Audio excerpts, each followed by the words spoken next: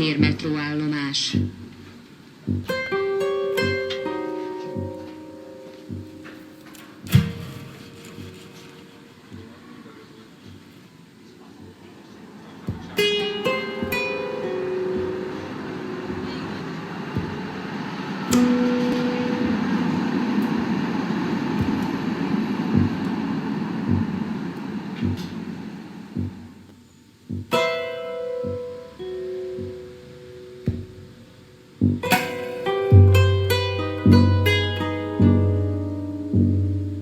Szocializmus olyas valami, amit a közmondás szokott mondani, hogy minden út Rómába vezet. Most lehetne mondani, hogy mondhatnám, hogy minden út Rómába vezethet.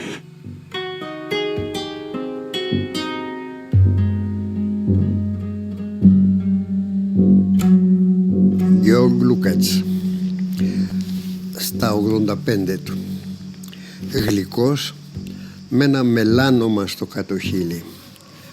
Καπνίζει πούρο χαβανέζικο στις 10 το πρωί. Μας υποδέχεται αδύνατος. Σκέφτεται γερμανικά, μιλάει γαλλικά, ακούει γαλλικά, μεταφράζει ελληνικά. Πάνω στο γραφείο του η πρωινή της Βουδαπέστης στο σχήμα της εφημερίδας Le Monde. Στα ράφια βιβλία, μικρά χαρτιά που εξέχουν από τις σελίδες τους. Σφιχτά τοποθετημένα, μοιάζουν αξεσκόνιστα από καιρό. Ο Γκέτε, ο Μάρξ, η ιστορία, ο Μαν, ο Τόμας Μαν και έξω από το παράθυρο ο Δούναβης.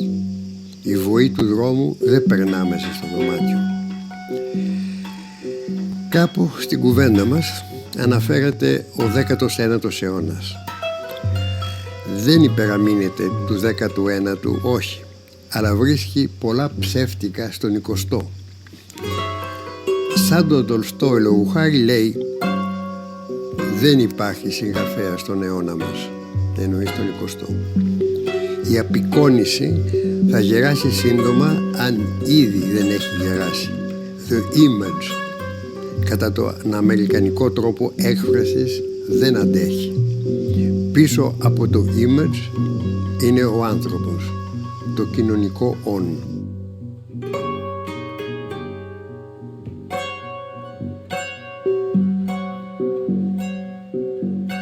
He was a wonderful professor. He was the professor who was always interested to have discussion with students. That is, if a student told him, as I told him sometimes that he was wrong, he was amused. He liked to be told that he was wrong because then he could start a discussion. He spoke slowly and rationally, so without trying to persuade us, without raising his voice. He never raised his voice. He was a liberal person.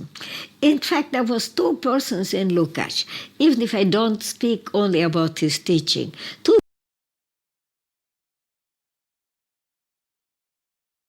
persons in one.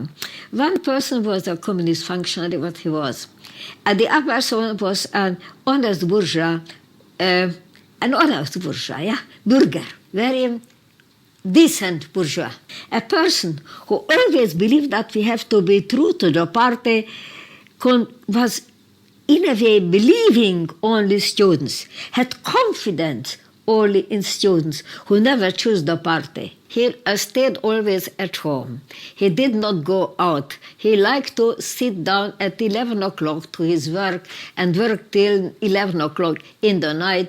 And of course, also eating something and drinking. He liked to drink schnapps. Yeah? He could drink as much as you wanted, but he never got drunk. He loved to be at concerts. He loved to listen to concerts. He was jealous of Rubinstein. I cannot forget, Rubinstein was once, he gave a concert, and Rubinstein was a kind of pianist who was so much loved in his piano that whenever we were cheering, he was immediately playing again and again. He was more than 80, he was elder than Lukács at that time. Lukács was saying, this man, he said, he is so strong, and he can play and play forever. contrary to his later period, he was a modernist when he was young. He liked to eat this group of painters in Hungary. He loved Bartók. He basically loved everything which was modern. Later on, he lost his interest in modern, but that was modern. Bartók remained one of his favorite composers. When Béla Bartók had no place to stay and no money, much money, Lukács's father offered him his huge villa. That in his huge villa he can have an apartment and can stay as long as he wishes. And he did stay there. Lukács's father was basically the kind of rich person, self-made man, because he came from nowhere, a real self-made man who wanted to support culture, high culture. And he was very proud of his son. He wrote in one letter that I would like to see the time when they mention me as the father of Georg Lukács. He was so proud. Pázmány Péter Tudományegyetem. I met him, I guess it had to be 48 when I entered university, and I knew about him already, and I wanted to listen to his lectures. That was my main interest at that time, besides psychoanalysis, and so I went to his lectures.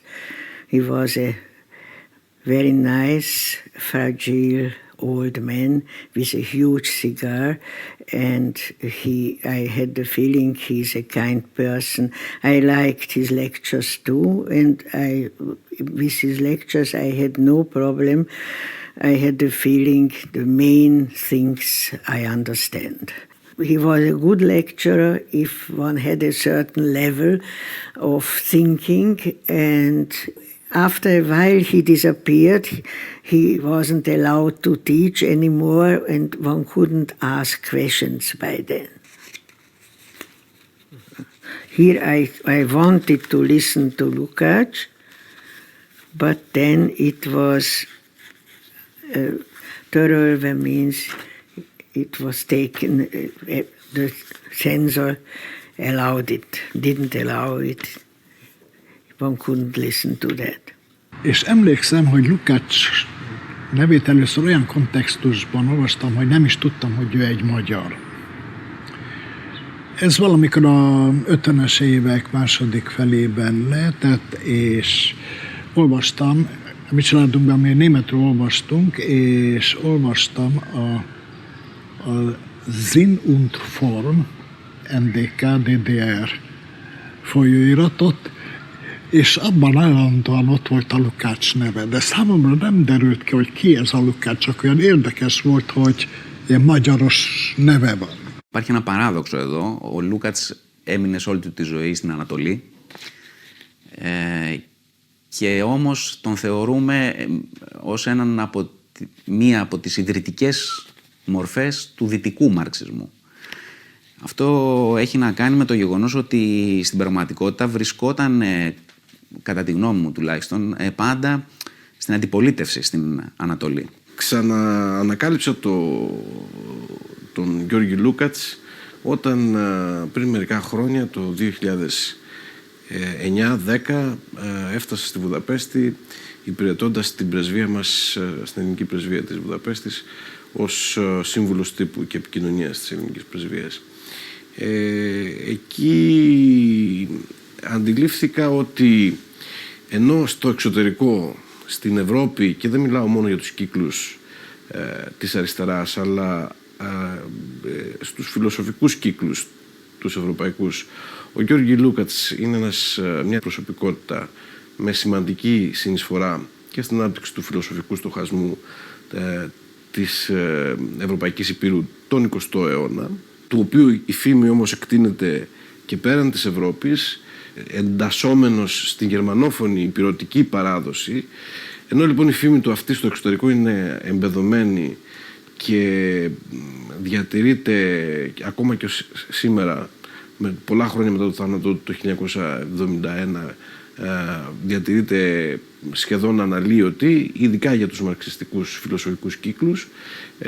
Παρά τα αυτά, στην Ουγγαρία διαπίστωσα ότι υπήρχε μια ένδια σοκαριστική για την προσωπικότητα του Λούκατς, για την ιστορική του μνήμη, την οποία μόνο συνάντησα στο σπίτι στις όχθες του Δούναβη, στην οδό Βελιγραδίου.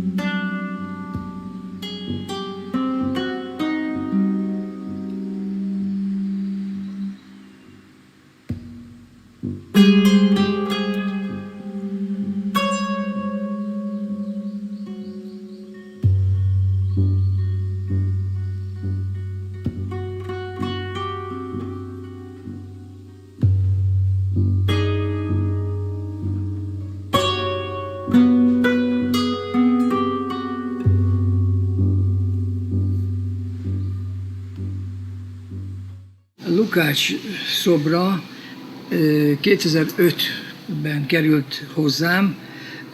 Egy kicsit bonyolult történet során tudnék, megtudtam azt, hogy a budapesti egyetemi könyvtárban felújítás történt, és az előcsarnokban lévő két szobrot, az egyik volt a Lukács, azt az udvarba helyezték el, méghozzá egy ilyen szemétkupac tetejére. Na most utána aztán szerették volna azért óvni az igazgató és a munkatársai is, akkor bekeretezték, ilyen faládába tették, és nem szerették volna visszahelyezni. Na most emiatt aztán, mikor én ezt megtudtam, akkor ajánlatot tettem a könyvtár igazgatójának, hogy itt Szegeden már régóta, 1979 óta működik ez a szegedi Lukácskör, és akkor ennek lenne az emblémája ez a szobor, hogyha ez hozzám kerülhetne, hogyha ők úgyse szeretnék visszarakni, mert abban a politikai légkörben gondolom, hogy a konfliktusokat így szerették volna kikerülni.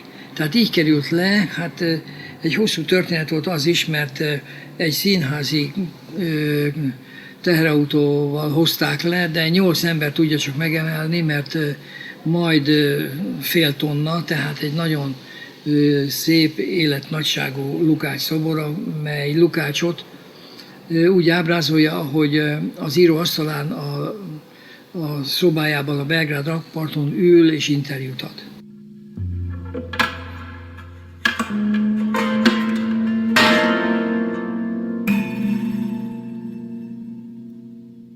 Nagyon alacsony alkatú ember volt.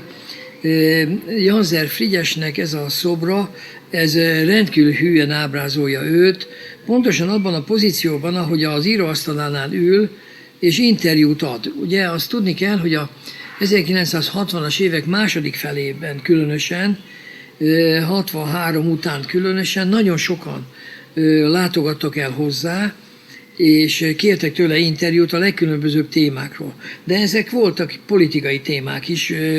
Ugye ő annak idején nagyon támogatta az úgynevezett új gazdasági mechanizmust, amely nálunk a gazdaság egy ilyen fölfutását hozta volna, tehát ő is látta azt, hogy szükség van erre, és hát a Lukácsnak ezt a pozícióját, megfogta a szobrász, és úgy gondolta, hogy ez az interjúadó idős Lukács az igazi Lukács. Nem a fiatal Lukács, hanem mégis ez az idős, aki már sokat látott, tapasztalt. Ezen az arcon is különben látszik az az élénk nyitottság, ami az idős Lukácsra is mindig jellemző volt, a világra nyitottság, mindenről mindig mindent tudott, tehát ő egy rendkívüli egyéniség volt.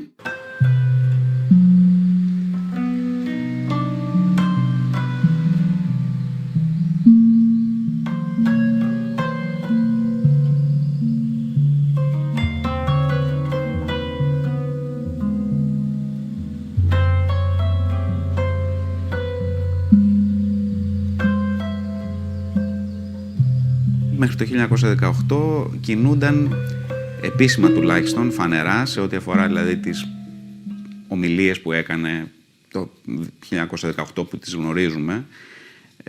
Μία από αυτές έγινε στην Εταιρεία Κοινωνικών Επιστημών και είχε τον τίτλο για τον συντηρητικό και τον προοδευτικό ιδεαλισμό και κινούνταν σε αυτές τις ομιλίες ο Λούκατς σε ένα νεοκαντιανό πλαίσιο. Παρουσίαζε δηλαδή την γελιανή φιλοσοφία ως συντηρητική και τον Καντ και τον καντιανισμό ως τον κατεξοχήν προοδευτικό στοχαστή της νεότερης εποχής. Αναμφισβήτητα το κύριο σημείο καμπής στη φιλοσοφική καριέρα του Λούκατς υπήρξε η στροφή του στα τέλη του 1918 προς το κομμουνιστικό κίνημα με την στράτευσή του στο Κομμουνιστικό Κόμμα, ήταν πολύ καινούριο εκείνη την εποχή στην Ουγγαρία. Lukács akkori fordulata az a konverzió tipikus példája. Kevés van, tehát itt egy olyan dologról van szó, hit, vallás, tudás, tudomány. Milyen alapon történt meg Lukácsnak ez a fordulata? Én kétlem, hogy hatalmas tudományos kutatások, érvek alapján nyilvánvalóan elsősorban a világtörténelmi és politikai pillanat határozta meg ezt a fordulatot, de egy Saulus Paulus esettel állunk szemben, ez az abszolút meggyőződésem.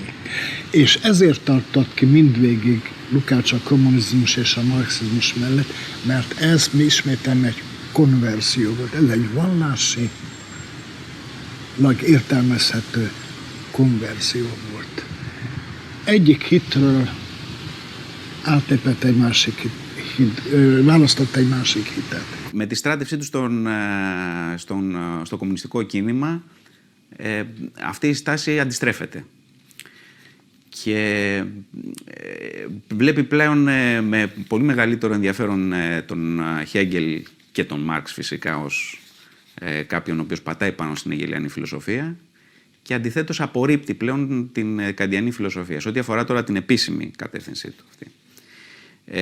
Ακόμα και στο τέλος του 1918, απλώς να επισημάνω ότι δημοσιεύει ένα σύντομο άρθρο που λέγεται με τον τίτλο «Ο μπολσεβικισμός ως ηθικό πρόβλημα», στο οποίο απορρίπτει τον μπολσεβικισμό. Και λίγες εβδομάδες πιο μετά μπαίνει παρόλα αυτά στο Κομμουνιστικό Κόμμα. Αυτή η στάση της απόρριψης αλλάζει πάρα πολύ γρήγορα μετά τη στράτευσή του και ήδη την άνοιξη του 19 δημοσιεύει, συμμετέχει καταρχάς στην κυβέρνηση που συγκροτείται ως κυβέρνηση σοσιαλδημοκρατών και κομμουνιστών και τα κείμενα που βγάζει εκείνη την εποχή, το βασικό είναι το «Τακτική και ηθική», πλέον κινούνται σε μια εντελώς διαφορετική κατεύθυνση, αξιοποιεί τον Χέγκελ για να σκεφτεί τη διαλεκτική της συγκρότησης της ταξικής συνείδησης. Αυτή η έννοια της ταξικής συνείδησης γίνεται κεντρική, έννοιες οι οποίες στο προηγούμενο του έργο δεν συναντώνται, τουλάχιστον όχι με αυτή τη μορφή. Όμως απλώς να επισημάνω κάτι, ότι αυτή η στροφή του μας φαίνεται ακατανόητη εάν δεν λάβουμε υπόψη μας μια στροφή η οποία έχει γίνει μερικά χρόνια πιο πριν.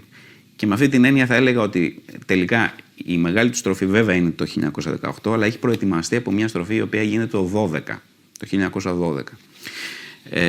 Αυτή η στροφή γίνεται κάτω από την επίδραση της εμπειρίας, της αυτοκτονίας της πρώην ερωμένης του, Ήρμα Ζάιντλερ. Μέχρι εκείνη τη στιγμή ο Λούκατς, έτσι πολύ σχηματικά να το πω, κινούνταν στο πλαίσιο μιας αισθητιστικής κοσμοθεώρησης. Έτσι. η οποία συνίστατο στην συνειδητοποίηση της τραγικότητας της ανθρώπινης ύπαρξης και ταυτόχρονα στηριζόταν ταυτόχρονα στην ιδέα του ότι δεν μπορούμε να αλλάξουμε τον κόσμο και να εξαλείψουμε αυτή την τραγικότητα, αλλά μπορούμε να βρούμε ένα καταφύγιο για μια απόλυτη εμπειρία στην τέχνη. Αυτή η κοσμοθεώρηση τίθεται υπό ριζική αμφισβήτηση, συνοδεύεται μάλιστα από την ιδέα ότι δεν υπάρχει αυθεντική επικοινωνία μεταξύ των ανθρώπων. Αυτή λοιπόν η κοσμοθεώρηση τίθεται υπό ριζική αμφισβήτηση όταν αυτοκτονεί η Ζάιντλερ. Μπαίνει και σε μια υπαρξιακή κρίση εκείνη την εποχή ο Λούκατς το 1911, στο τέλος του 1911, και βγαίνει από αυτήν με τη σκέψη ότι θα πρέπει να υπάρχει και μια άλλη λύση πέρα από την εμπειρία που μας δίνει η τέχνη. Tehát az esztétikában ő a klasszikus német esztétikát követi mégiscsak. És hát a hegeli hármasság, természetesen ez a fajta hierarchia megvan. Az esztétikum sajátosságában a fő példáit az irodalomból és a képzőművészetből veszi, és már a zene is, és az építészet is, és a film is csak a kellemesség éppen, hogy megelőzik a hierarchiában, tehát a kettős tükrözés miatt végül is másodlagosak. Persze a klasszikus humanista zene példáit azért behozza máskor is, de minden esetre valóban van egy hierarchia, de majdnem minden esztétikában van, azt kell, hogy mondjam. Ugye az a kérdés, hogy mit tekintünk fő kérdésnek. Ha a tükrözést, akkor az elsődleges tükrözésen alapuló művészetek vannak az élen, és a kettős tükrözést képviselők hátrább. De ez maga is vitatható. Én úgy gondolom, hogy nem ez a lényeg, tehát Lukács kifejti, hogy a kettős tükrözés az azt jelenti, és így tulajdonképpen majdnem mindent megenged, azt jelenti, hogy az első tükrözés során keletkezik egy képmás, a valóság hiteles képe. Form in Lukács is related to an idea of a form of experience, you know, that comes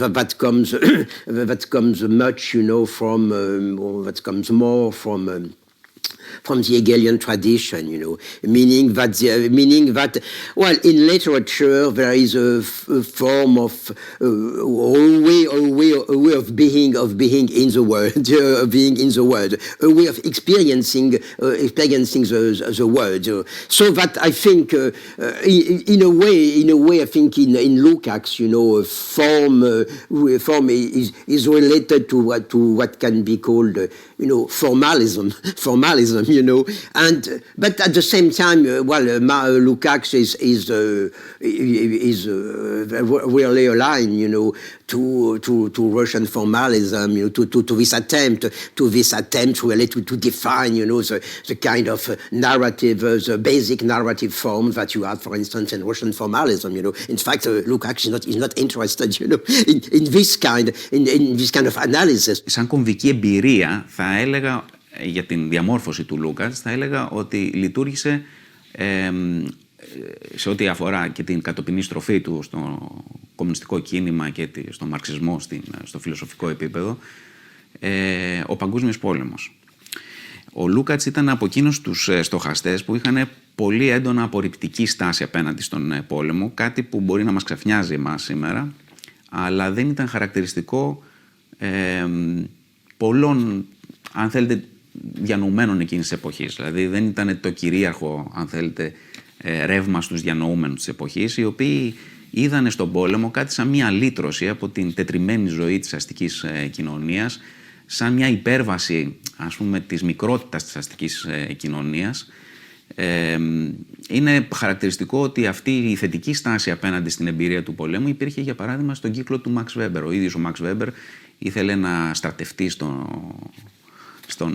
ήταν απλώς μεγάλος και δεν μπορούσε να στρατευτεί εκείνη την εποχή. Το λέω γιατί εκείνη την εποχή βέβαια ο Λούκατς ήταν στην Χαϊδελβέργη κατά βάση, σπουδάζοντας φιλοσοφία, γράφοντας την υφηγεσία του εκεί πέρα, και συμμετείχε στον κύκλο του Max Weber, στον οποίο βέβαια είχε επίσης την ευκαιρία να γνωρίσει πολύ σημαντικούς διανοούμενους από την κριτική γερμανική διανόηση εκείνης της εποχής. Ο πόλεμος λοιπόν είναι ένα κομβικό σημείο, είναι μια κομβική εμπειρία, ακριβώς γιατί ο Λούκατς δεν παρασύρθηκε από τον λεγόμενο πολεμικό ενθουσιασμό των Γερμανών, αλλά κράτησε μια πολύ επιφυλακτική στάση έως και απορριπτική.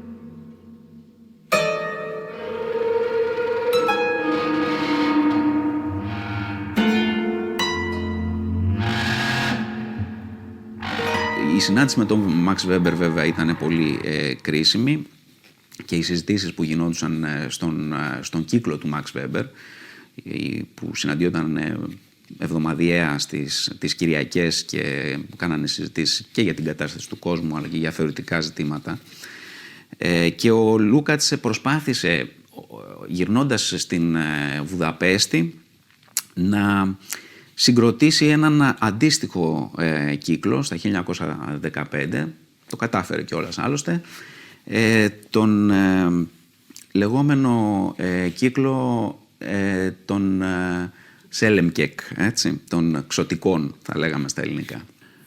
But you know, at this point, the German habits and rules are very strict.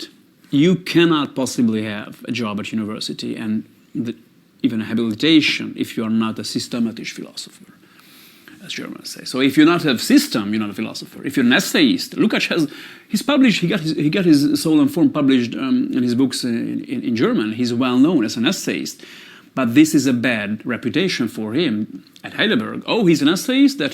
What does he want here? What does he want here? This is the philosophy institution, so an essayist has nothing to do here.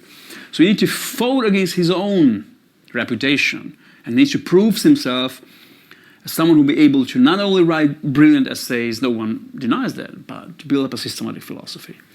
And if he do that, then he'll get accepted by German academia and has a habilitation, maybe get a position also in Heidelberg. But I repeat, Simmel has been waiting for 10 years without a success. So even a Georg Simmel couldn't get him because Simmel was not considered as a systematic philosopher. Rather a sociologist or an essayist or, anything but not a... Simmel hasn't got a system, that's for sure. Even his philosophy of history is not a system. It's a brilliant long essay about historical cognition. And that's the task Lukács needs to face. And everyone supports him, but it's not enough. Not even if Weber supports you, not even if Lask and even Rickards has a kind of sympathy towards you, if you haven't got a system that you won't get in. There is a point when he simply says that if they want me to lie about my own thinking in order to get accepted, then, screw you. I mean, I won't. Αυτός είναι ένας κύκλος ο οποίος συνέχισε μάλιστα να συναντιέται ακόμα και μετά τη στράτευση του Λούκατς στο κομμουνιστικό κίνημα. Εκεί θα έβλεπα μια κοινότητα εμπειρίας με αυτούς τους ανθρώπους, ανάμεσα στους οποίους ήταν ο Μπέλα Μπάλας, ο Μπέλα Φογκαράση, ο Λάγιος Φίλεπ, ο Καρλ Μάνχαϊμ, ο Άρνολντ Χάουζερ, έτσι σημαντικοί διανοούμενοι της μετέπειτα ευρωπαϊκής πλέον διανόησης, σε νεαρή ηλικία εκείνη την εποχή. Φαίνεται ότι ο Λούκατς ήταν η ηγετική φυσιογνωμία μέσα σε αυτόν τον κύκλο, ίσως από ό,τι λένε οι μαρτυρίες είχε πολύ κεντρικό ρόλο, ας πούμε, στο να κάνει τις κεντρικές τοποθετήσεις, να ορίζει ενδεχομένως και μέρος των θεμάτων που συζητούνταν εκεί. Αυτός ο κύκλος δεν ήταν απλώς και μόνο ένας κύκλος όμως συζητήσεων. Πάλι από τις μαρτυρίες που έχουμε γνωρίζουμε ότι ήταν επίσης ένας κύκλος στον οποίο έπαιζε κεντρικό ρόλο η πρακτική της επικοινωνίας μεταξύ των ανθρώπων που συναντιόντουσαν εκεί. Δηλαδή θέλανε με έναν τρόπο να συνδυάσουν την διανοητική δραστηριότητα και τη συζήτηση επιθεμάτων της τέχνης, του πολιτισμού, της φιλοσοφίας του πολιτισμού, και πάει λέγοντας, και της κριτικής βέβαια στην μοντέρνα κοινωνία, με μια νέου τύπου κοινοτική, ας το πούμε έτσι, πρακτική.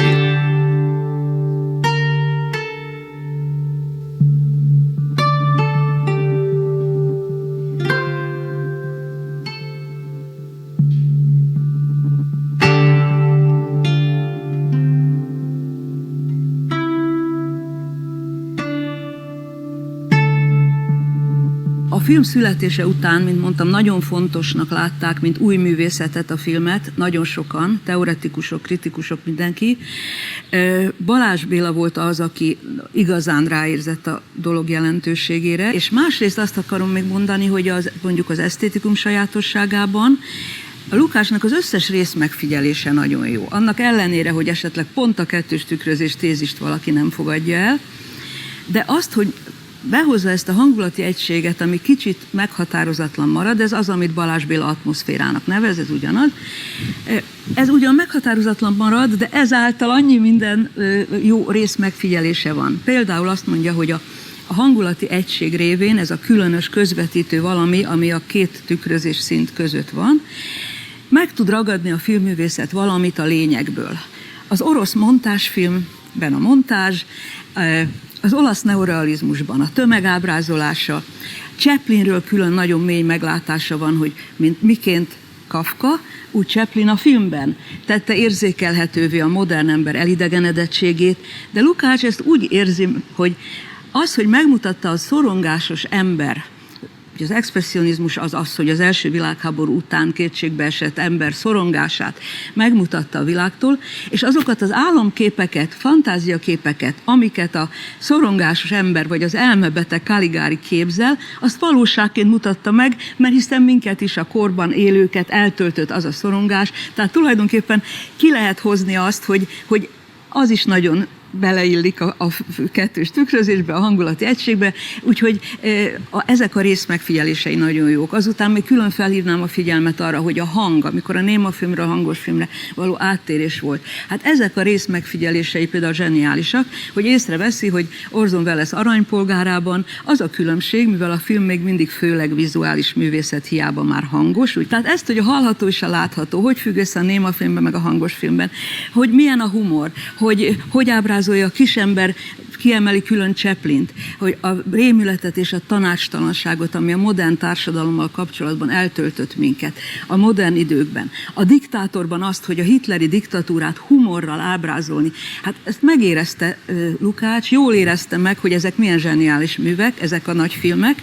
Tehát ezekben a gondolataiban ugye Balázs nagyon úttörő volt, és ebből gondolom, hogy bár később Lukács és Balázs Béla kapcsolata már nem volt túl szoros, de ezt külön el tudnám mondani Eisenstein és Balázs Béla kapcsolatáról is, de ez most nem tartozik ide. A lényeg az, hogy a Balázs és Lukács viszonyban már később a moszkvai emigrációban ugye ugyanazt csinálták végig, Bécs, Berlin, Moszkva, de mégsem voltak közel már egymáshoz, de erre a látható emberre, tehát a korai filmteóriájára Balázs Bélának Lukács alapoz az esztétikum sajátosságában, igen. És hát ugyanez a vasárnapi kör, ugye Arnold Hauser, aki Londonba került, és megírta azt a fajta művészet szociológiát, melynek az utolsó fejezete azt a címet viseli, hogy a film jegyében, tehát hogy a 20. század reprezentatív művészete a film.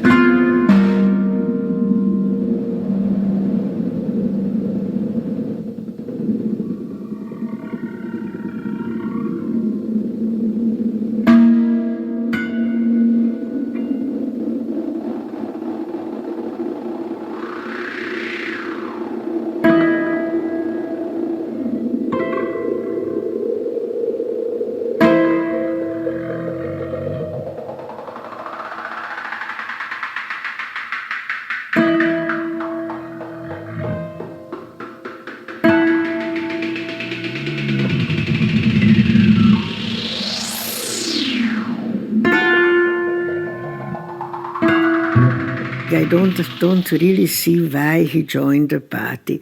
I would say he wanted to be a real politician too. He wanted to do something in order to change the world. I can understand that with a young person. The first things he did, he really did weren't understandable for me, because they say, I never checked on this, that he let people kill or he killed people in the revolution of Kuhn Behler in 1919. And from then on, I think he led kind of a double life, and he was always trying to be a brave soldier of the party. And there is this famous situation of which the historical circumstances are still unclear. We don't know if it happened or not, factually speaking. Maybe it was Lukács who made it up in order to strengthen his communist stamina, the idea of his as a communist leader, as an activist, or a party member, not simply a philosopher. Or maybe it happened. It's still historically not clear. But according to him, he ordered the execution of 8 soldiers who refused to fight at the front, which is obviously a tricky situation, because at the front, and he was in a political position as a commissar, but in the Russian army, in the Red Army, political positions and army positions were quite mixed to one another. So he was a civilian having a military authority, basically.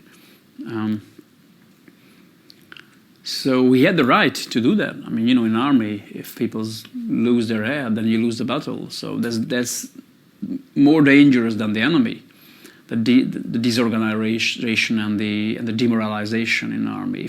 If soldiers refuse to fight, that's the worst that can happen in an army.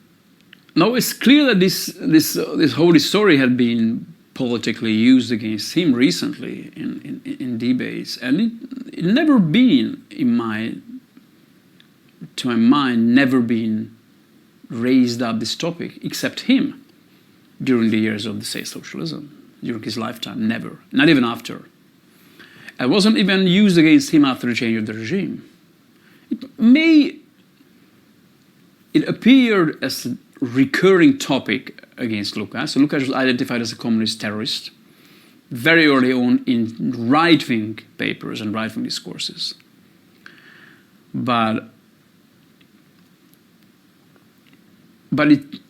it's this stayed on the margin for quite a long time. Lukács wasn't an issue anyway. Lukács wasn't an issue for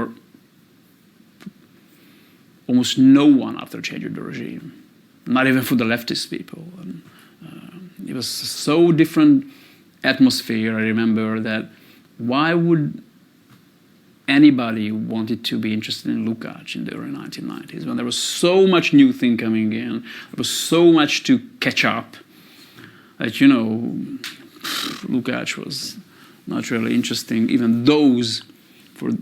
to those who believed in him and who admired him. Ο Lukács έχει υποθεί αυτό. Είναι μία από τις τελευταίες μορφές της ευρωπαϊκής διανόησης που συνδύασαν την πολιτική με τη θεωρία. Δηλαδή έκανε θεωρία σε ένα πολύ υψηλό επίπεδο και νομίζω σε αυτό υπάρχει γενική αποδοχή πια. Αλλά ταυτόχρονα είχε και πρακτική πολιτική εμπλοκή στα τεκτενόμενα της εποχής σε διάφορες στιγμές, όχι πάντα με τον ίδιο τρόπο φυσικά και όχι με την ίδια ένταση σε όλες τις περιόδους της ζωής του. Αν και βέβαια πρέπει να πει κανείς ότι ως πολιτικός δεν ήταν πάρα πολύ πετυχημένος, δεν του βγαίνανε αυτά που πήγαινε να κάνει και βρισκόταν συνέχεια να είναι στο τέλος στην αντιπολίτευση. Well, Lukács reveals something which is perhaps more important in Marxism itself, which is that in a way, Marx's theory, Marx's global theory of history, also follows the Aristotelian pattern, meaning that there is a world of causality, and there are people who live ignoring, that law of causality, but there is people who really grasp, the whole set of connections, that makes history, and there are people who live, in the cave of ideology and just see, things, moving moving on the wall, you know, one after another, you know. And, well, it is in a way, you know, the kind of Aristotelian heritage, you know, in Marxism, you know. And I think that Lukács at this point really follows this heritage, you know, and tries really to turn it into some kind of revolutionary idea of literature, you know.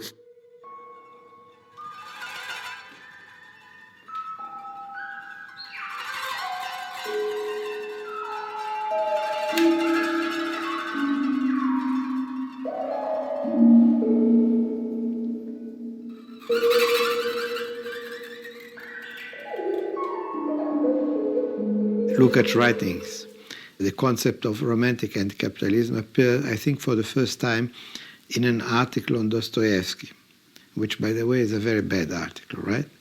But it has this intuition, this insight that there is something which he calls romantic anti-capitalism. That means a critique of capitalist civilization in the name of past values, in the name of a real or imaginary past, which is idealized, right?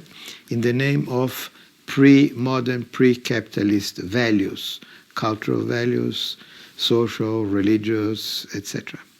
So this is the Begriff, the concept of romanticism as suggested by Lukács. Only the difference is Lukács believes that romantic capitalism leads almost inevitably to a reaction, to conservatism, or even to fascism, right? And therefore he deals with Dostoevsky as a reactionary author, right? While I believe, by studying Lukács himself, his evolution, that romantic anti-capitalism can lead also to a revolutionary culture, to radical ideas, in literature, in philosophy, in art, etc., etc. And one of the best examples of this possible leftist revolutionary development of romantic anti-capitalism is Lukács himself. Én azt mondom, de ez az én értékítéletem, hogy ő volt a legnagyobb antifasiszta filozófus, aki csak volt nagyságrendileg. Voltak nagyon nagy filozófusok, akik fasiszták voltak, tehát nem lehetetlen nagy filozófusnak lenni, úgyhogy te fasiszta vagy. Ott van Gentile Olaszországban, ott van a mi Heideggerünk, ugye, és mások is azért Németországban. Other big work of Lukács is The Destruction of Reason. So on the one hand, it is an absurd work where also Freud and Wittgenstein and Jaspers and everybody is called a fascist. On the other hand, it is also true that even in this kind of trial that Lukács makes, there is often some kind of truth. I think many of these authors, especially, for example, like Heidegger, they deserve the kind of harsh criticism. And if we look, for example, of postmodern approaches in the 80s and 90s who try to save everybody and to try to put Heidegger and Wittgenstein and I don't know whom always into a kind of genealogy of critical thinking. Sometimes I think that the narrow point of views of Lukács are sometimes more appropriate, especially because they also put very high standards. Lukács abszolút reflektál, tehát van először is, amiről most olyan sokat beszéltem, az Észtron fosztása, amiben végigmegy ezen az összes filozófuson, akiket te említesz, és kérlek szépen olyanokon, akik nagyon közeli személyes ismerősei vagy barátai voltak korábban. Ezért sem szeretik sokan az Észtron fosztását, mert mindegyikben kimutatja, hogy valamilyen módon hozzájárultak ez a német mizériához. Például Max Weber, akinek közvetlen köréhez hozzátartozott. Őról nagyon nagy fejezetben tér ki, de mindenki, Carl Schmitt, meg minden, az mind ott szerepel a főszereplők. Ezen kívül van egy másik műve, aminek egy részéből született ez az észtronkoztása. Ez a hogyan lett a fasiszta filozófia szülőhely, vagy hogy született a fasiszta filozófia Németországban. Tehát ő neki egy kérdése volt, amit feltettél, hogy a hogyan lehetséges, klasszikus német filozófiai kérdés. Itt van valami előttünk, hogyan lehetséges, hogy ez megtörténhetett, és hogy itt történhetett meg. Tehát ő neki ez egy nagyon nagy kérdése volt, és azt kell mondani, hogy a 30-as évektől kezdve egész munkásságára rányomta a bélyegét ez a kérdés. És amivel sokan ami miatt sokan mégsem szimpatizálnak Lukáccsal, vagy szimpatizáltak, az volt, hogy ő meghosszabbította, és azt mondta élete végéig, hogy emberek, ennek a lehetősége mindig itt van. És hát mondott egy olyat, hogy ami kapitalizmus van például, addig ennek a lehetősége mindig itt van. So Palfi was rehabilitated under Imre Nagy's government, I think in 53 or 54. And when I heard about it, I ran up to Lukács and said, Comrade Lukács, Palfi was rehabilitated. Everything was a lie. And he looked at me and said, how do you understand? How do you mean that? I said that if somebody said, then everything was a lie. That for me it was a rational conclusion. For him it was a surprising conclusion. But I think he was finally come to the conclusion himself that everything was a lie. So from this position, it was in my mind natural that he joined the Imre Nagy government as a Minister of Culture at the time of the revolution. To define him as just as a Stalinist is unfair, I would say. It's unfair. But it's not entirely false, yeah, but I would say it's unfair, particularly considering what he did in 1956. A magyar 1956, az nem egy 1956. október 23-án kezdődött, nem maga forradalommal kezdődött, és nem az a hét volt, amíg a forradalom zajlott, hanem ez elkezdődött sokkal hamarabb. Ennek rengeteg dokumentuma van, tehát 1956-os év folyamán nagy értelmiségi viták voltak, nyilvános viták, sokféle álláspont jött létre, sokféle csoport, és az egész biztos, hogy a Lukácsra akkor a demokratizálást követelő csoportok hivatkoztak. Tehát az 56-os év folyamán, vagy még hamarabb is, de az 56-os év eleje, egész kora tavasztól kezdve, ez már a magyar forradalom tulajdonképpen. És itt Lukács, még egyszer mondom, ez egy fontos, rettentő fontos dolog, hogy a demokrácia egy lehetőségét képviselte. He was arrested like the others. Yeah? By the way, there is a funny story about the moment when he was arrested. When the Soviet Union invaded Hungary in 1956, the communist leaders took refuge in the Yugoslav embassy to show that they were communists, but of a different kind. And the Soviet troops surrounded the Yugoslav embassy and told the Yugoslavs, if you don't give us these people, we will invade the embassy. So they were forced to give them. And the story is that there was some Soviet soldier pointed his machine gun at Lukács and told him, give me your arms. And he took his pen and gave it to the Soviet. And, well, what happened, finally, Nagy, Palmaleta and the others were judged, condemned to death and hanged. But Lukács was too famous and too kind of person you couldn't touch. Yeah. So finally, after he did some kind of self-criticism, he was liberated. Yeah. I think there is nobody, or I don't know about anybody who wrote so many self-criticisms as Lukács did. It would be interesting to collect them, and because it's unbelievable how often he had to do that, and he did it all the time.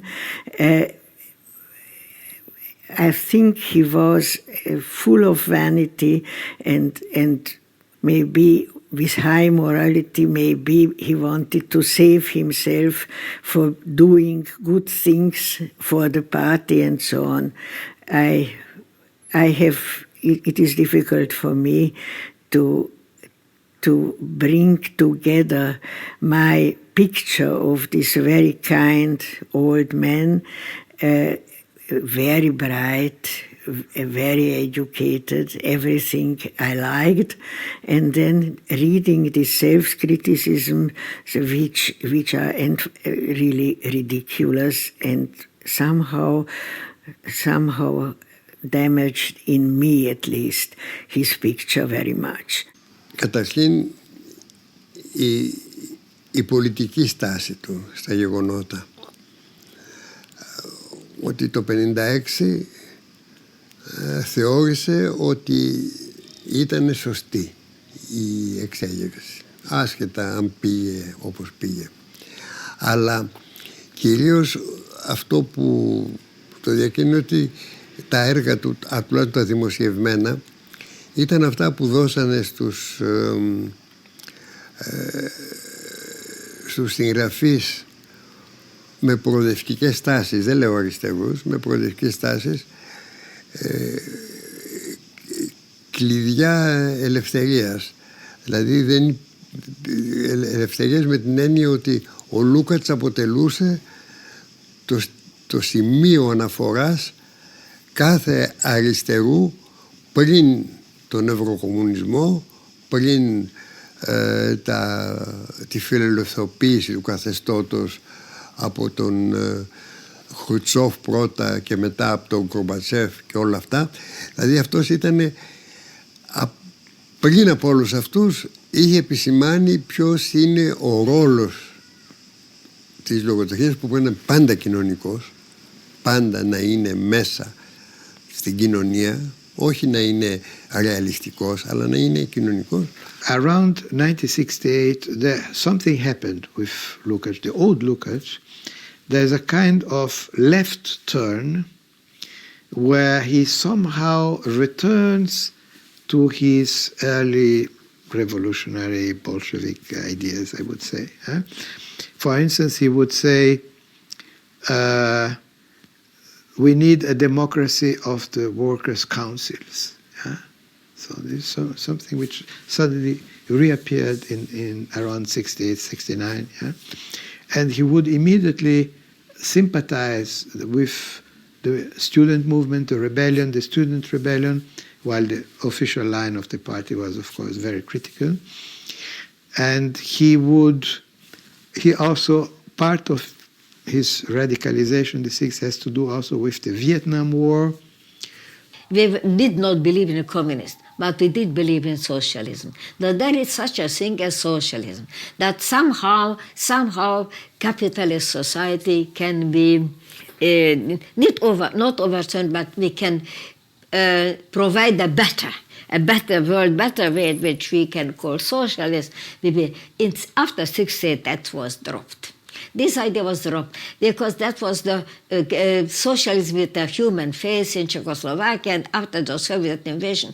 68, perhaps also because of Czechoslovakia, but perhaps already because the new left. This conception was entirely dropped. This socialist society, that is, we believe socialism is a kind of movement within our world, within our modern world, one movement in modernity. See 68 in Paris. Yeah, that's a modernity, it's a movement in modernity. But what is a socialist society? We started to disbelieve in the possibility of the existence of this kind of society. That was the result of 68, not just of Paris, but also of Prague. In 68, what was for me significant was the new left. The new left, the French new left movement. I was at that time in Royaumont in January 68.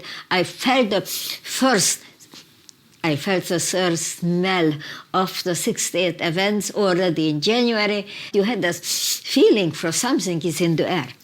I don't think he knew about situationism, but Guy Debord certainly was a very attentive reader of Lukács, of the young Lukács, History and Class Consciousness, and there is a kind of direct influence.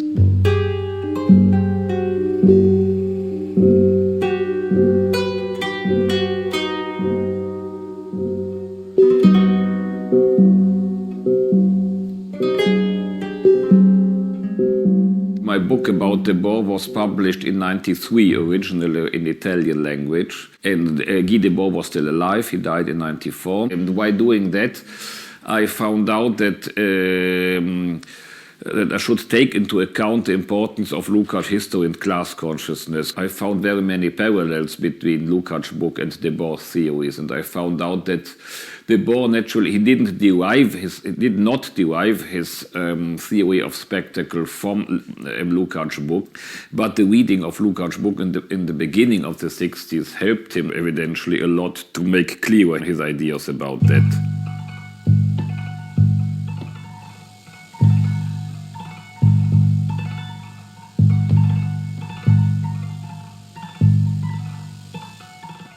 So history and class consciousness was really quite revolutionary because also, as you know, Lukács, he did not came from a Marxist tradition. He came from literary studies and he had quite another horizon. And we took the Marxian concept of alienation and deeming it reification. What interested especially Debord in that is, on the one hand, is exactly this idea of passivity and contemplation. For Lukács, class society means also that all its members, as well the proletariat as the bourgeois, believe that the processes get along in an automatic manner, that they are only facts, that they are kind of economic laws, historical laws, and so on, that people can only adapt to it. So that was Lukács called reification. So what is really a human action appears as a kind of thing, res in Latin. So Debord developed that idea in his spectacle theory. But as I said before, the spectacle does not mean only mass media. Spectacle mean that members of society are forced to a passive role in production and consumption, and they just are obliged to contemplate what could be done in society, but what will be never done. Every commodity normally is just the materialization of something which cannot be lived in the first person. For example, so people are, for example, pushed to buy a car because the car means that idea of freedom, of moving, of social success, of love, and all the things which lack in their life. Στη Λατινική Αμερική γίνεται αντικείμενο μελέτης πια, ειδικά σε αυτούς τους τομείς που σας ανέφερα, δηλαδή το μυθιστόρημα, μια αισθητική του υποκειμένου και του αντικειμένου, του ψυχολογικού φαινομένου, επίσης του ψυχικού φαινομένου. Γίνεται ένα πεδίο έρευνας για φιλόσοφους, ερευνητές, θεωρητικούς της αισθητικής, πέραν του στενά μαρξιστικού κύκλου, αλλά αντιμετωπίζοντας το ως ένα φαινόμενο της ευρύτερης γερμανόφωνης κυρίως σκέψης, όπως τη γνώρισε η Λατινική Αμερική και μέσα από τη σχολή της Φραγκφούρτης και αυτή την πολιτισμική κριτική της σχολής της Φραγκφούρτης στην νεωτερικότητα. Εκεί πιάνει, αν θέλετε, το νήμα αυτής της προσέγγισης, ακουμπά και το έργο του Λούκατς ως ένα είδος, μια εκδοχή θα έλεγε κανένας, κριτικής της νεωτερικότητας. Και αυτό είναι γεγονός, διότι το αισθητικό έργο του Λούκατς αφορά στην ουσία την κριτική προς την ευρωπαϊκή νεωτερικότητα. Η αντίληψη του δηλαδή για τον Κάφκα και για τον Τόμας Μαν, τα γραπτά του για αυτή τη διαφορά, ή αν θέλετε το γεγονός ότι την αξιολόγηση της παράδοσης του γερμανικού ρομαντισμού που έγινε γνωστό με το έργο του Μίκαελ Λέβι στην Λατινική Αμερική, το οποίο γνωρίζει από ό,τι ξέρω μια κάποια εκτεταμένη δημοσιότητα από το ρομαντισμό στον μπολσεβικισμό, αναλύοντας τον Λούκατς. Όλα αυτά νομίζω είναι γεγονότα που χαρακτηρίζουν την διαμόρφωση της γνώσης για το έργο του Ούγγρου φιλοσόφου στη Λατινική Αμερική. Well, he didn't have a clear idea. He only saw it as the opposite of the capitalist world, as a world where human relations will become again human relations and not commodities, and culture will be again human culture and not again perverted by capitalism. So, by the way, after becoming a communist, one of his first writings is called Old and New Culture, where he says capitalism destroyed culture, made of everything a commodity. Before capitalism, there exists culture in the Middle Age or in the past. Yeah? And now, thanks to the revolution, there will be a new culture. Not a return to the old culture, but again a new form of culture, right? So again, this is a typical revolutionary romantic approach. He was waiting for something to materialize this dream of a new civilization. And when the Russian Revolution appeared, he very soon grasped on this as the alternative to capitalism. In 1925, he writes a very interesting piece called Dialectics and Tailism. So this is a very interesting piece where Lukács defends his book, History and Class Consciousness, against the attacks by dogmatic Orthodox communists, Ruders and the Borin, Russian and Hungarian, who would criticize history and class consciousness as being voluntarist, subjectivist, etc. And he would defend, it's a kind of philosophical defense of a voluntarist and subjectivist Marxism, against this objectivism which he calls Schwostismus. That means instead of being at the initiative of the movement, you are tailing the movement. So it is a kind of very peculiar interpretation of Marxism and the defense of history and class consciousness. Never published for some reason. That I think there are two. One is that the journal to which he sent it, which was probably under the banner of Marxism, didn't want to publish it because it was clearly heterodox. And the other reason, but he could have published it elsewhere and later, but my hypothesis is that he changed his mind. A few months later, or 1 year later, after 26, 27, changed his mind and came to the conclusion that revolution is over in Europe, which is true. It was over since 23, but people didn't quite understand it. And for Lukács, around 26, 27, he came to the conclusion that revolution in Europe is over. And what remains? The Soviet Union, socialism in one country, Stalin.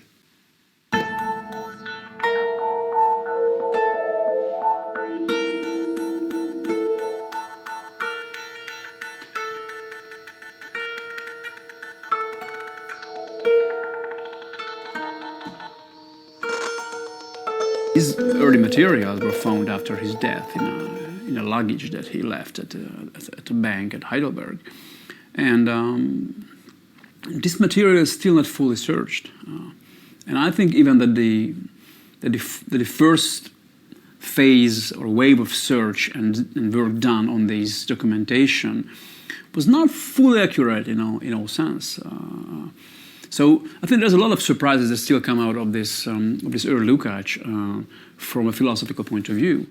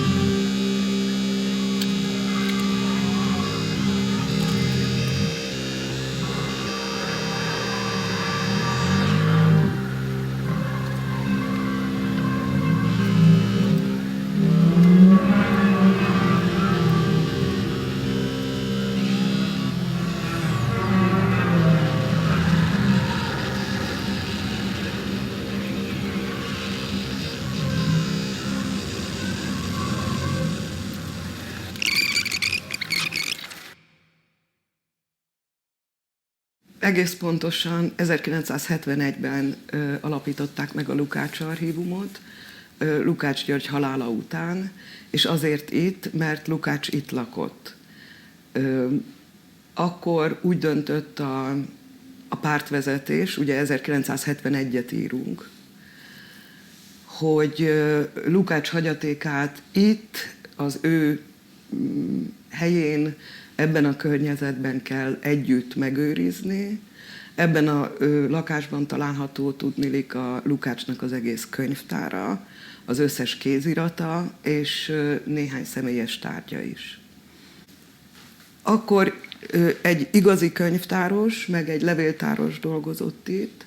Első menetben számba vették a hagyatékot, tehát tip-top leltárt készítettek a könyvekről is, meg a kéziratokról is, meg a hátrahagyott levelekről.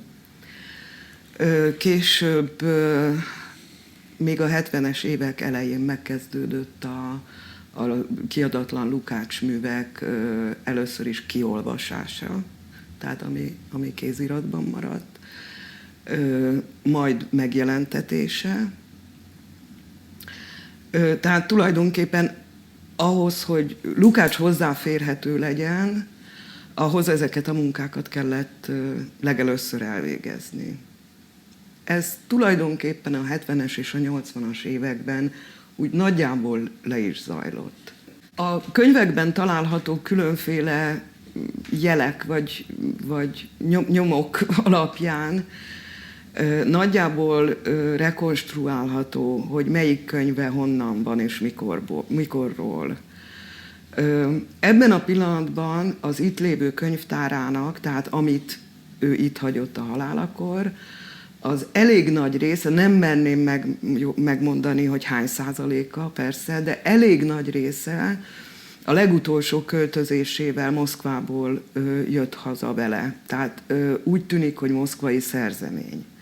Volt igen, a végrendeletében a könyvtárát a Magyar Tudományos Akadémia Filozófiai Intézetére hagyta, azzal, hogy az intézeté, de egyben tartandó, tehát külön kezelendő az intézet egyéb könyveitől. Where we are now, this is Lukács Archives, and I started to take pictures in 2007 about this archive because I thought it's a very important place. He is a very important person, and if I can document this place and staffs and details here, I can show in something metaphor our political questions and changing. I could use his career and his place and area and reminds as a symbol of our changing, our terrible process. How could we go from left liberal thinking to the new regime and new dictatorism?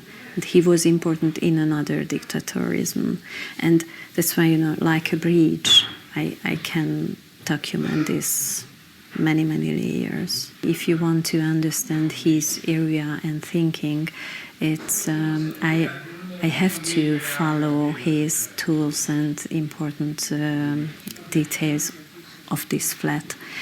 And that's why I used personal narratives and lyrics, and this is an elegy, I think. Mondom, bezárva valahova, ahol a gyakorlati használat az nem ezekhez nyúl, hanem más kiadásokhoz, újabb kiadásokhoz, vagy nem nyúl hozzájuk. Az eléggé értelmetlennek tűnik. Hát van még egy valami, persze, hogy ezek jó, az mellékes, hogy kiállítási darabok is. Kértek már tőlünk. De hát tele vannak a Lukács cetlieivel, amelyek nem jegyzetek, nem is igazi könyvjelzők, hanem szétszaggatott szivaros dobozok többnyire. De azokban a kötetekben, amelyekkel sokat dolgozott, jól lekövethető, hogy mihez is nyúlt, melyek azok a szövegek. Lukács nem csinált ránglószemeket, tehát nem firkálta össze a könyveit, apró jeleket tett a főszöveg mellé, de például, ha valaki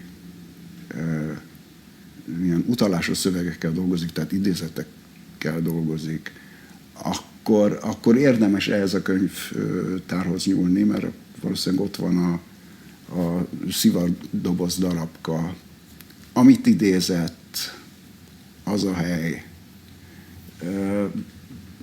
Tehát nem volt ez gyakorlati haszon nélkül, hogy itt lehet szövegekkel dolgozni, és itt volt ugyanakkor könyvtár is hozzá.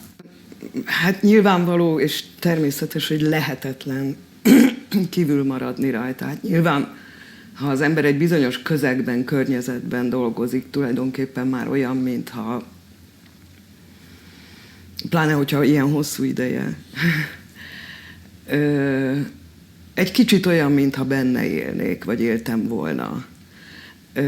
Ugye az ember nagyon sok mindent megtud, nem csak a Lukács művekből, hanem éppen a környezetből és a közegből nagyon sok mindent megtud az illetőről, szemtanúktól, személyes ismerősöktől, fényképekről, stb. Szóval most ezeket a dolgokat csak azért mondom, mert nem a kérdést akarom elkerülni, hanem hogy az ember valahogy belekerül abba a világba, amelyhez a Lukács tartozott, meg igen, amelyhez tartozott. Tudvalévő, az archívum eredendően a Filozófiai Intézethez tartozott. Aztán pont a rendszerváltás után valamivel csapódott a könyvtárba, akkor még azzal az elgondolással, hogy az akadémiai könyvtár volt történetileg az akadémia tulajdonképpen egyetlen intézménye, most az öreg urakon kívül, tehát annak a státusza kvázi biztosítva van. Az, hogy ez teljesen gazda nélkül csinált számítás volt, ezt akkor még nem gondolta senki, gondolom a főnökünk se, mert akkor ugyan tulajdonképpen nagyon jól fogadott minket az akadémia, pontosan az akadémiai könyvtár, amelyiknek egy világfi vezetője volt akkor, azt hiszem Rózsa Györgynek hívták. Személyében, aki örült annak, hogy van egy Lukács archívum a könyvtárnak. Sajnos hamar meghalt. Nem, előbb nyugdíjba ment. Ez az öröm elmúlt. És a könyvtár sorsa úgy általában is az lett, hogy a leginkább ott lehet spórolni, mert egy fizikai vagy kémiai kutatóintézet, egy nagy kutatóintézeten mit spórol az ember? Jön az igazgató, és megpofozza az akadémiát. Hiszen pénzt hoz. A könyvtárosokkal, szegényekkel, hát szóval az ő sorsuk a létszámapasztás és a pénzügyi megszorítás volt, és az kezdett az archívumra is hatni, tehát apránként váltunk meg olyan munkatársaktól, akiknek a munkaügyi helyzete gyengébb volt. De úgy gondolom, hogy mondjam, politikai ellenszenvet én különösebbet nem éreztem az archívum iránt. Ez lehet, hogy csak lenézés volt. Lehet, hogy figyelmetlenség. Ráadásul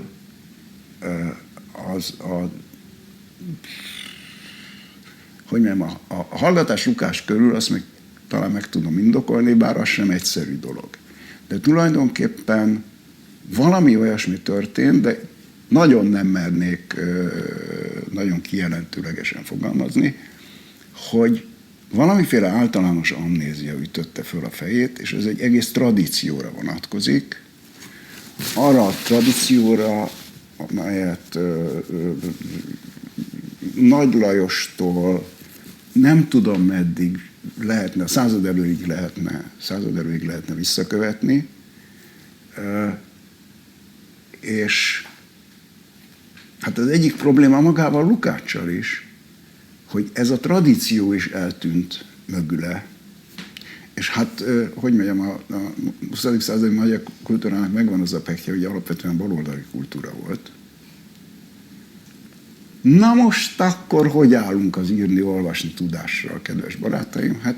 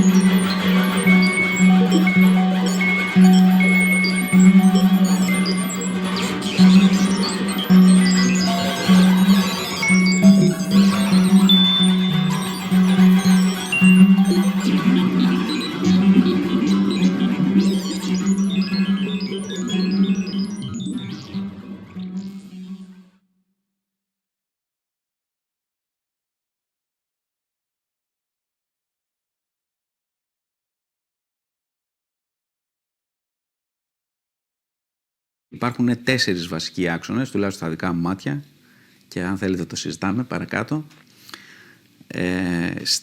στους οποίους το έργο του Λούκατς μπορεί να συμβάλλει ξανά. Η πρώτη θα ήταν μια κοινωνιολογική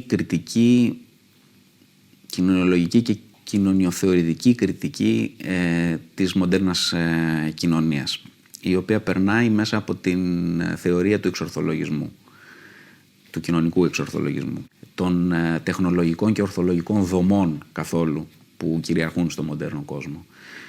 Η ένδειξη είναι αυτή που μπορεί να δει κανείς, είναι το έργο του Άντριου Φίνμπεργκ, ο οποίος πατώντας στον Λούκατς, αλλά εμπλουτίζοντάς τον και με ευρήματα και θεωρίες τις οποίες αντλεί από το έργο του Μαρκούζε, έχει προτείνει μια θεωρία της τεχνολογίας ως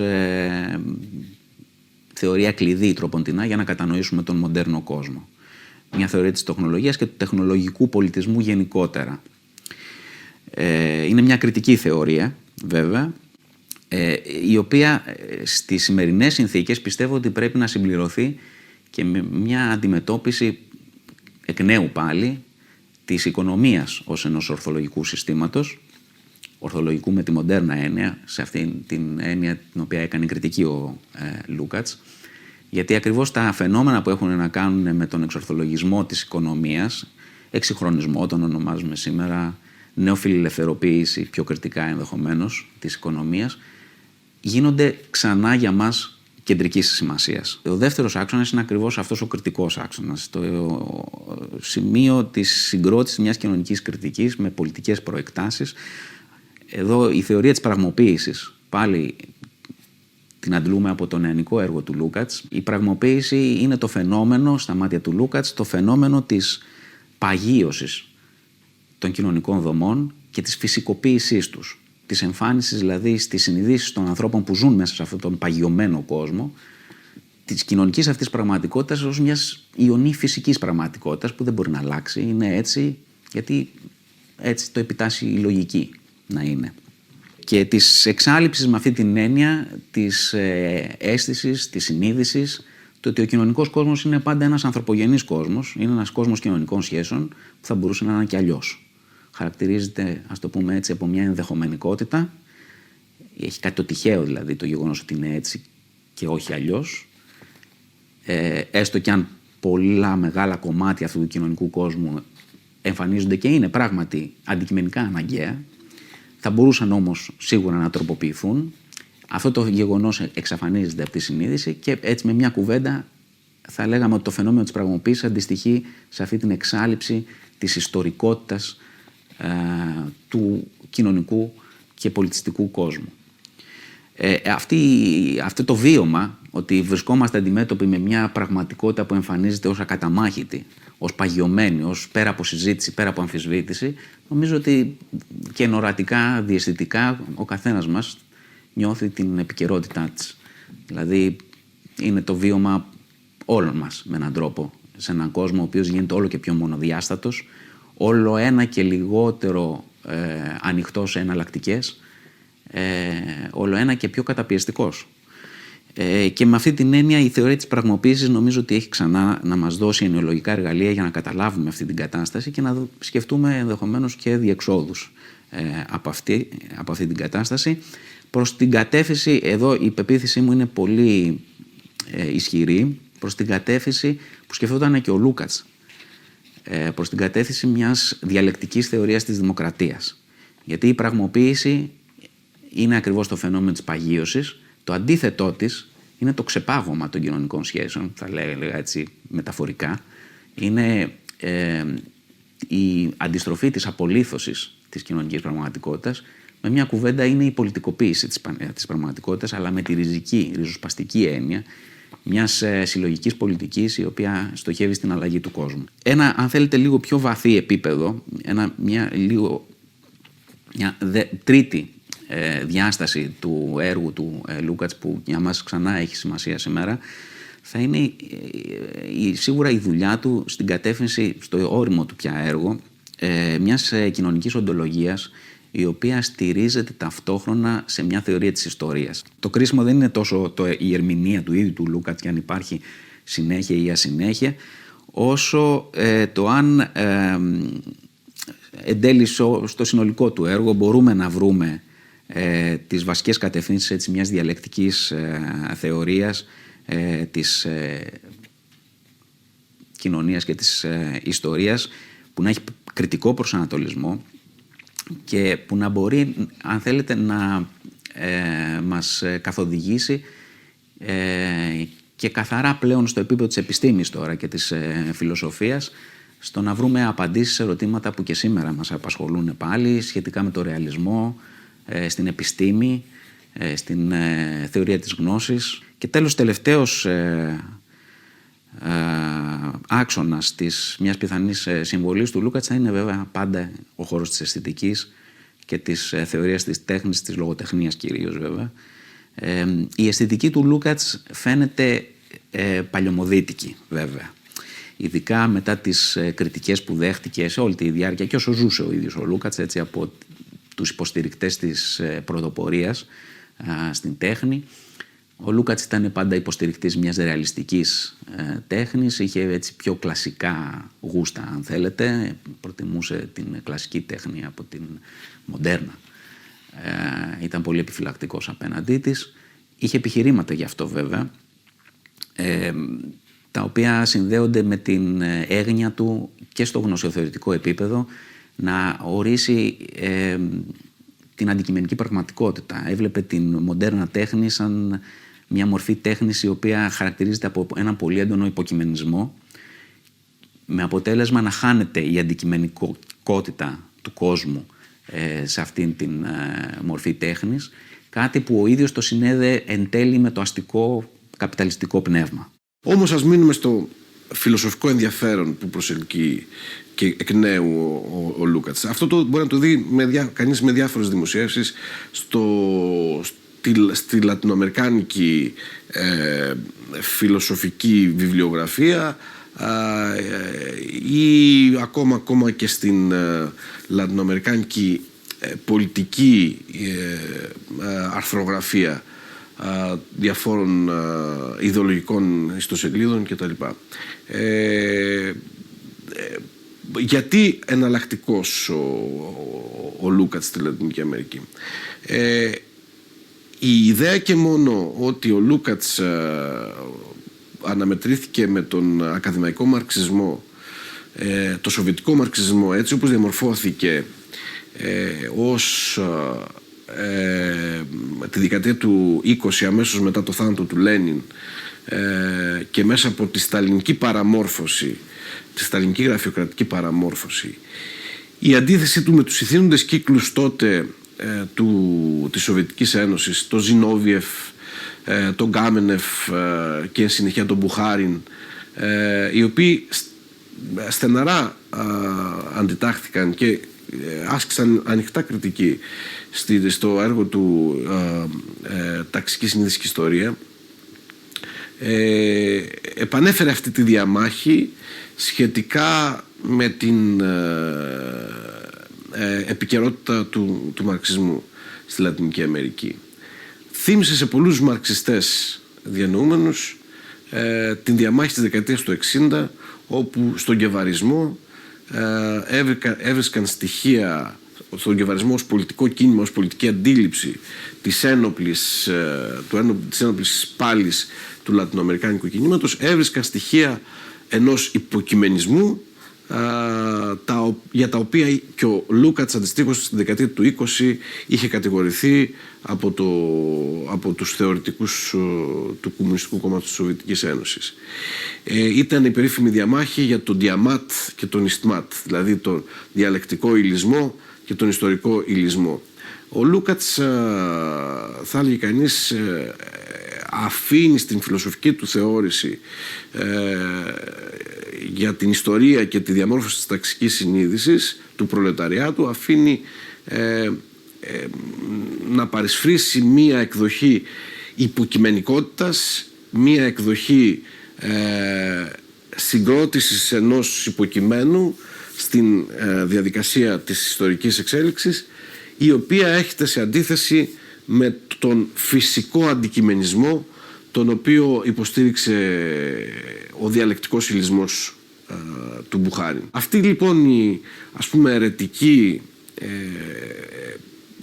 αιρετική προσέγγιση τότε, όπως θεωρήθηκε από πλευράς του Λούκατς, είναι αυτό που επανέφερε αυτή τη διαμάχη του υποκειμενισμού για τον οποίο χρεώνονταν σε ριζοσπαστικούς κύκλους, θα έλεγα, της λατινοαμερικάνικης αριστεράς, του υποκειμενισμού που τα επίσημα κομμουνιστικά κόμματα χρέωναν στον Γκεβάρα. Lukács called us the Budapest School. So we are the Budapest School. We were basically a group of friends, good friends, which were really good friends of each other and shared a common interest in philosophy. According to Lukács, our task was the renaissance of Marxism.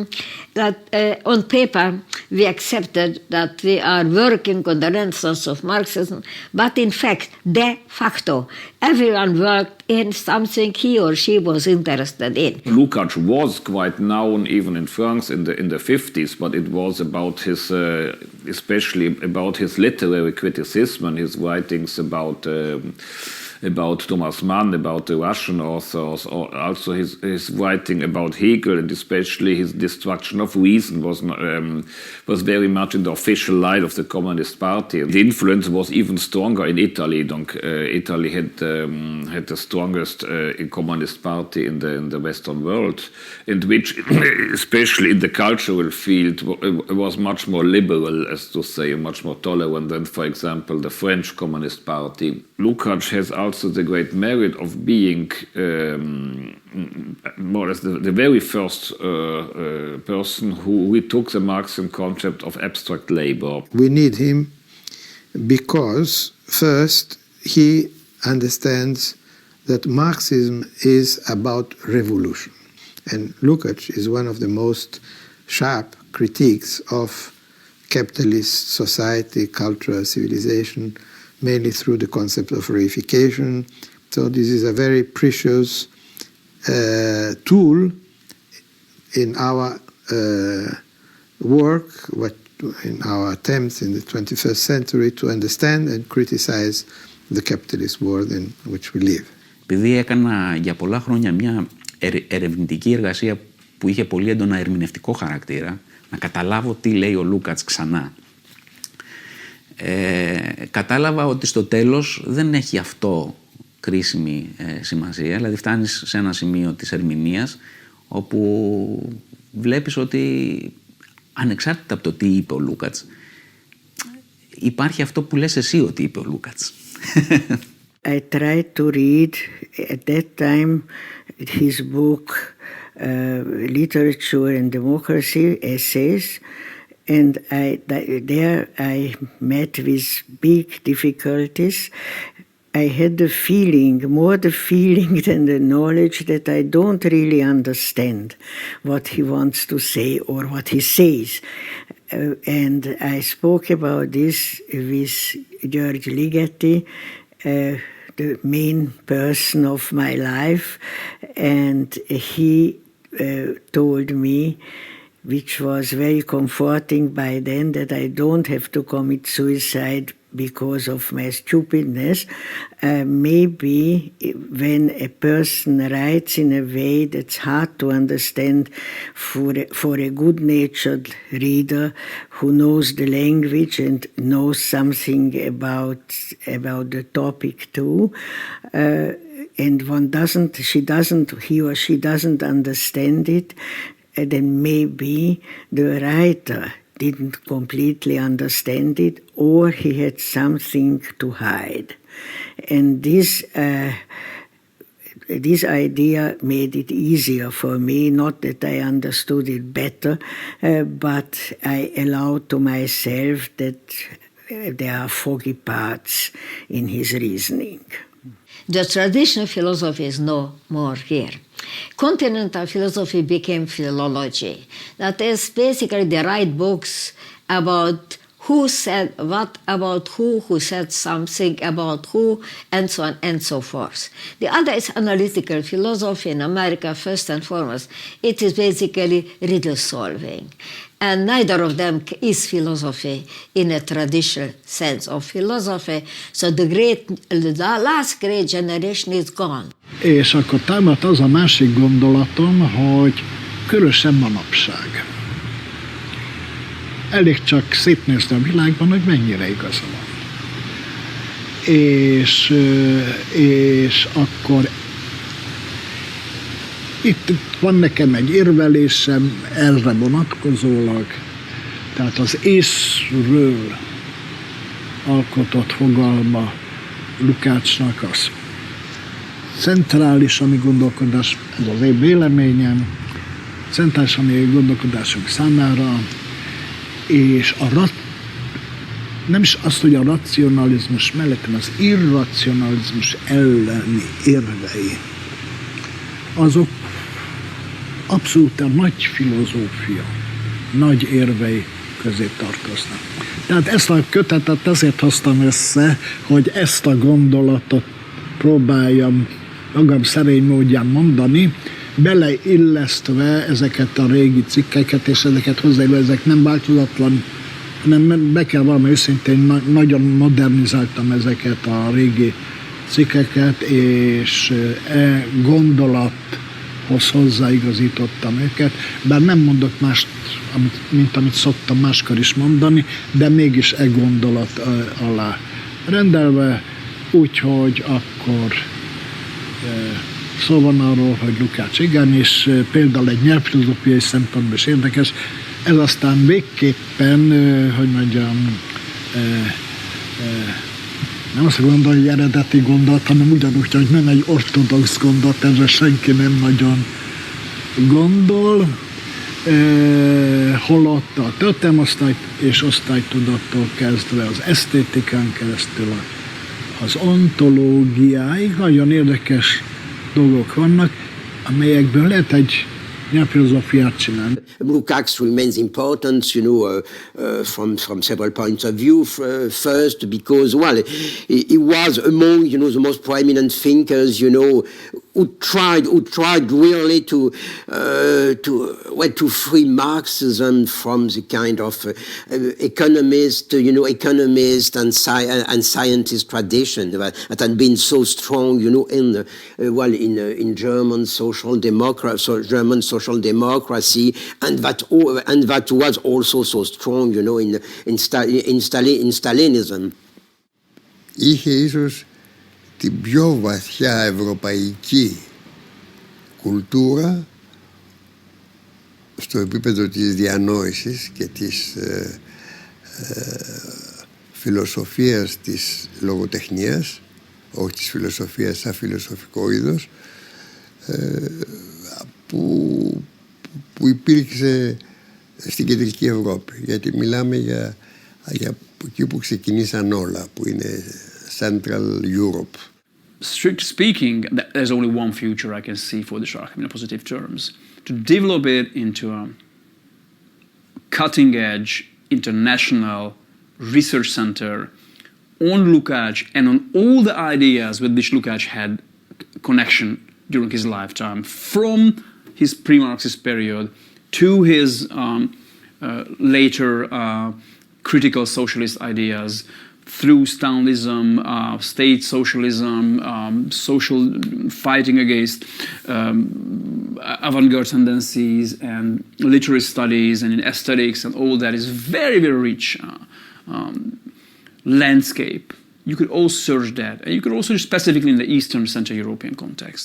És emiatt aztán a Lukácsnak ezt a dél-amerikai kollégáink, például a mexikóiak is, ugye, tehát a Latin-Amerika, általában így beszéljünk, hogy latin-amerikaiak azok sokkal jobban érzik, de a törökök azok szintén Törökországban szintén nagyon érdekes módon van nagyon jó fogadtatása. Hogy ne is mondjam, ugye nyilvánvaló, tehát olyan országban, mint Kína, hát én tartottam előadást Pekingben, ugye Lukácsról, tehát igaz, hogy az régebben volt, de ettől függetlenül ott továbbra is ugye népszerű, de az oroszok sem mosták le, tehát vigyázzunk, mert mi gyakran nagyon könnyen el szoktunk tévedni magyarok, ugye egy kicsit az önbizalmunk néha megszalad, és emiatt aztán azt gondoljuk, ugye, hogy hát az itteniek azok rosszak, míg mások értékeket találnak benne. Hétfő, talán Werkner, ezt a nevet én nem ismerem, de ez például lehetett orvos. Kedden Zoltai és Ludasi, szerdán Márkus először délutánra volt beírva, aztán kihúzva és délelőttre átírva. Csütörtökön Kelen Jolán. Pénteken ugyanaz a név, mint itt, amit nem ismerem. Szombaton Szántó. When he was in the hospital and visited me, he was very sick at that time in the hospital. That was one of the last days of his life. And he said something very interesting. He said, I wanted to know the things, but the most important things I don't know yet. The yet was interesting. Not the most important thing I don't know yet. What was the interesting for me? The yet.